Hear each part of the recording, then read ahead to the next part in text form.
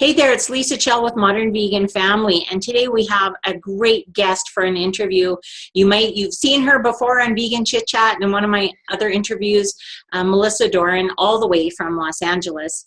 And today's topic is for those of you who sometimes you see activism going on the internet or on social media, and you might not understand why it's happening, the purpose, or even what's really going on. And Melissa recently attended a pig vigil in Los Angeles outside a slaughterhouse.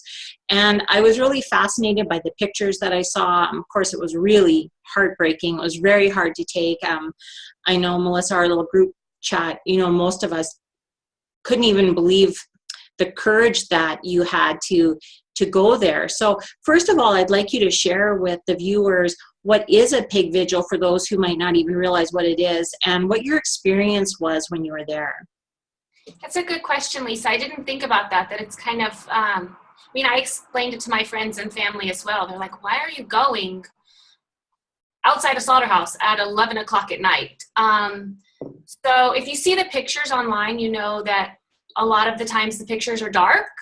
And I guess it's bad for business when trucks drive in the daylight with beautiful animals. So a lot of times they're brought into slaughterhouses at night. So a pig vigil really is all,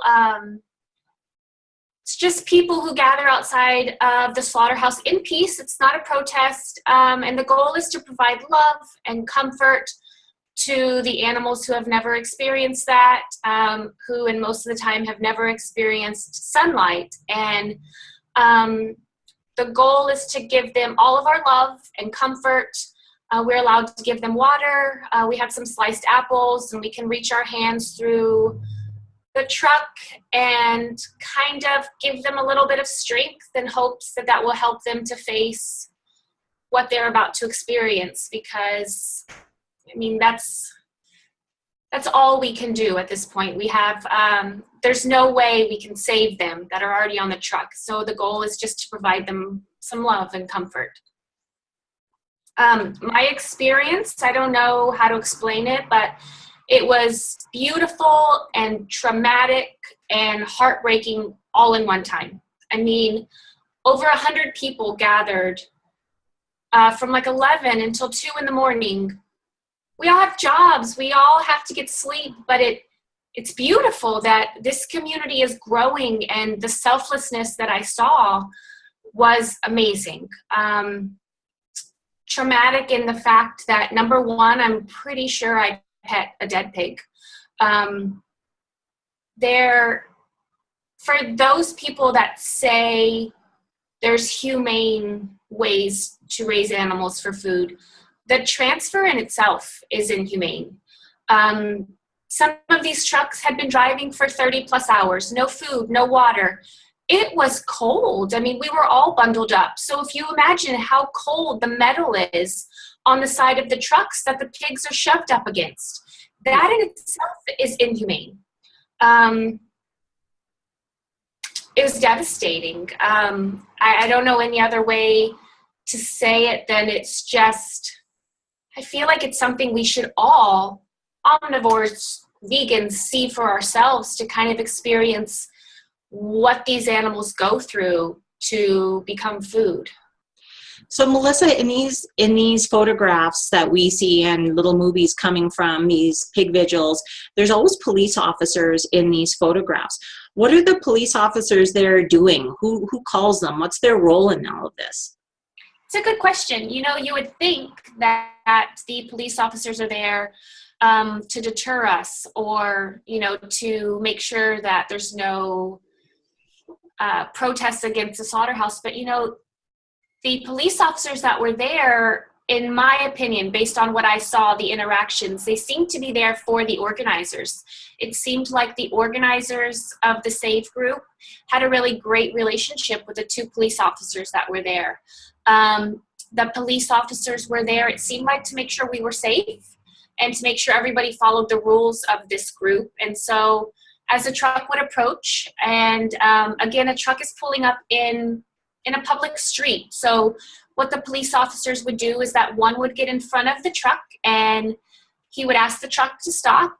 he would then let us know we could approach the truck and say we had 2 to 3 minutes. And then the other police officer would stand behind the truck and make sure that we were safe from any oncoming traffic and make sure to stop traffic that was coming behind the truck as well. They were very peaceful. They were very kind to us.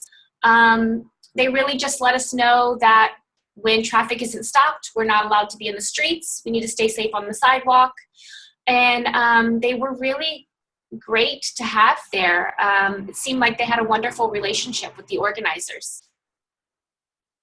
Well, that's really interesting, because I imagine a lot of people would think they were there to kind of be the strong men, right? For the right, yeah, but no, they slaughterhouse. And they were definitely there working with us, which is great. So you don't know when the trucks are going to arrive, so you kind of hang out and you wait, and as the truck turns down the street, it's just kind of like everybody stops and stands in silence. But, you know, right when I got there at 11-ish, I was kind of listening to the organizers talk, and I mean, in the midst of her speech, a truck pulls up. So I kind of really hadn't prepared myself yet. And the truck pulls up and we approach the truck and do our thing. And I was breaking down in the moment. And afterwards, a very sweet girl hugged me and said, you have to just focus on the task at hand. The task at hand is to provide them love and comfort.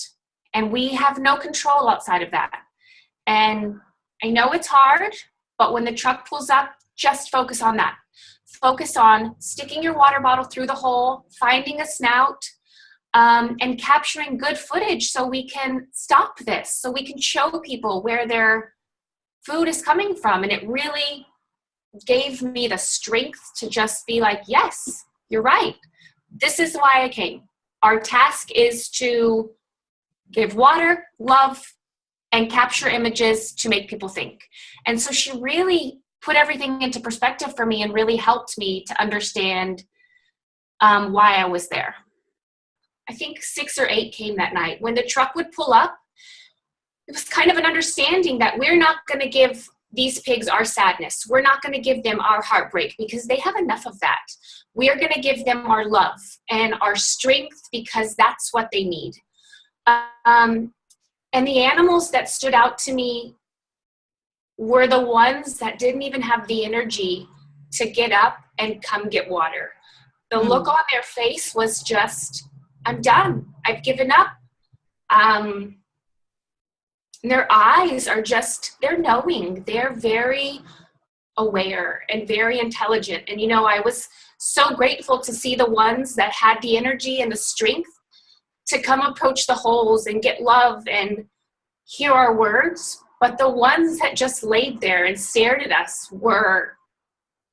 it was just too much, you know, like they've given up. They were done. I don't know how to explain it. I mean, we were reaching as far as we could to find their snouts, to give them water and apples and love, and they were done. And that's what stands out to me. You know, I've been watching my videos for the past few days, and it's awful. You know, they're very intelligent, and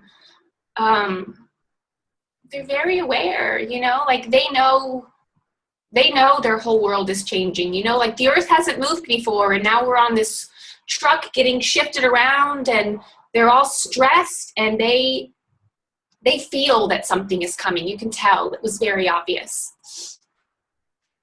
Oh, you know, just looking at your pictures online and stuff. I mean, it's hard. My daughter and I were looking at them the other day, and, you know, we just started crying, and, you know, this lump in my throat and this pain in my heart. And I think to myself, how did they do it? How did they stand there and witness this? But then I realized too, as a mother, you know, kind of that mother bear instinct, like you said, that comes out when you realize that the reason you were there was to be selfless. Yes, right, exactly. to give to them. And you know, I so honor you and the whole group. That photographer that took those stunning black and white photos that really captured it was something. And I wish more people would look at it You're right. I mean, really see it and put themselves in the shoes. I mean, a being knows when it is about to be killed.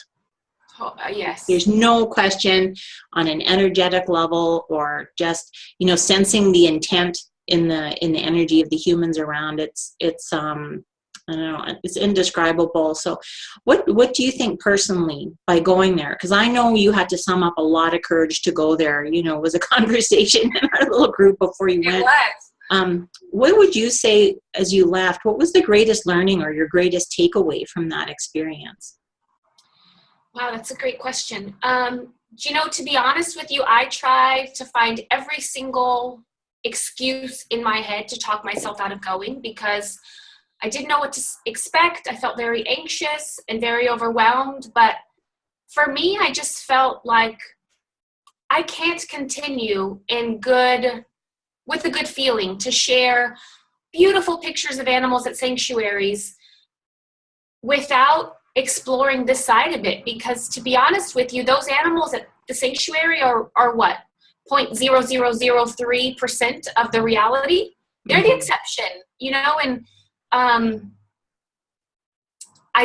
had to be there and to be in the moment and to see it. And I honestly think it's something that I'm going to continue to do, because I think it just kind of reset my heart on fire that this is my mission and this is something I need to pursue. If I could take something away from it and talk to people, it would definitely be that we have to find ways and the strength to get out of our comfort zone and stand up for what we believe in, whatever it is, and find a way to do so that feels right to us. Like, I don't think it would feel right for everybody to go to a pig vigil. You know, I think we have to do what feels good for us. But I definitely, for me, would encourage people to be open to going. I have some non-vegan friends who are going to go with me next time, just because I think there's a curiosity factor behind, wow, I've never thought of it that way, or wow, that sounds like a great group of people, and you didn't have a great time, but you took so much away from it. I don't think I answered your question, Lisa. I'm sorry. Well, I think you did. I mean, I asked you what your greatest takeaway, your greatest learning was, and I think that you expressed that really well. So, Melissa, you know, I know it's a painful experience, and it was emotional, and at the same time, like you said, enlightening, and it was heart emptying and heart filling at the same time. And I'm sure that, well, I really honor you that you tried to put it into words, because I know I'm asking you questions that are probably really hard to put into words. As we wrap up our share today, what would you want others to know? I think based on the pictures, it appears kind of to be maybe a protest, right? We're in front of a slaughterhouse. I would want people to know that it is an incredibly peaceful experience if you're ever interested in joining. They go on everywhere. I mean, this group, I think it's called the Save Movement. They have groups sprouting up everywhere, which is sad that there's a need, but it's beautiful. It's very peaceful. It's run by beautiful people who share with you a positive way to offer these animals love and support. And it's definitely not something that once you arrive, you ever feel out of place or uncomfortable. They're the most welcoming, loving people that I've ever been around. So I would say that if you feel the urge or the desire to reach out and go to a vigil for one of these groups of animals, that you follow that instinct and do it, because it was one of the most powerful things I've ever done. Well, Melissa, I really honor you again for the courage, and I want to thank you, because you are in a place where you were able to go and offer that comfort, and many of us aren't in a situation where we can do that. We do our peaceful activism in many different ways, right? We make videos, we do interviews, we share on social media, and I mean, there's so many ways to be an activist and to be a voice for the voiceless even if it doesn't always look like that's what we're doing. But I really honor you and the whole group of people that were there, that were providing that compassion and that comfort in those last moments of need. And I too encourage those who are watching to consider what ways you in your life could take a step forward, starting today, to make a deeper connection with animals. Because, of course, I know a lot of people who are considering, moving more towards even just a plant-based life, if not a full, ethical vegan life, because something at their heartstrings, something in their values system, they know that in the world that we live in today, we no longer need to exploit animals or use them as commodities in any way for us to be healthy and to live a life with all the resources that we need to provide for all of our needs. They know that, yet they don't really know what to do about it. They're kind of scared. I think one of the steps you can take, like Melissa took a big step, but it can be small steps to make a greater connection with animals. Visit a farm sanctuary. Look at the pictures online. When you see somebody posting something, watch it and give it some heartfelt consideration. And there's many ways that you can make that connection. And when we do, I believe that the more we connect to all beings on this earth, including animals, the more we can connect as humans and all of humanity as well. So Melissa, I love you. Thank you for coming again and being a guest. Friends, please follow Melissa. She's got a very active Instagram account, All Things Melissa Ann. She's on Facebook as Missy Doran. You have a blogspot, right? All Things Melissa Ann at Blogspot. So Melissa, last words before we send some peace to the viewers? Your words were beautiful. You're right. The world needs all types of activism, big or small, but if we all take steps in the right direction, it's going to make a big difference. Love you. Peace, love, and plants. Thanks everyone for watching. Please subscribe to Modern Vegan Family. Come back. Melissa's part of our active vegan chick chat group, which will be meeting again next week with a new topic. Take care, everybody.